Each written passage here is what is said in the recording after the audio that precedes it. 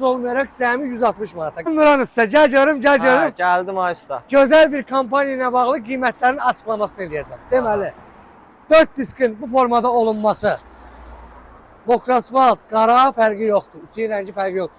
Üzün almaz olunması, 2 rəng, 4 disk ölçünün asılı olmayaraq cəmi 200 manata. Zavod metalik. Metalik deyirəm ha sənə. Metalik ha. 360 dərəcə rənglənmə, cəmi 200 manat. Yəni əsl metalik. Geydirmə metaliklər 160 manat.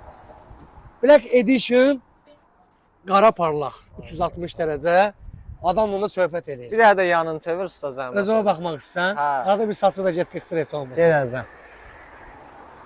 Bu formada hazırlanması ölçüdən asılı olmayaraq cəmi 160 manata. Qara parlaq, metalik 160 manata da var, 200 manata da var, üz yuxarıda var. Bu formada hazırlanma 200 manatdan başlayır. Görülən işlərdə 2 zəmanət verilir.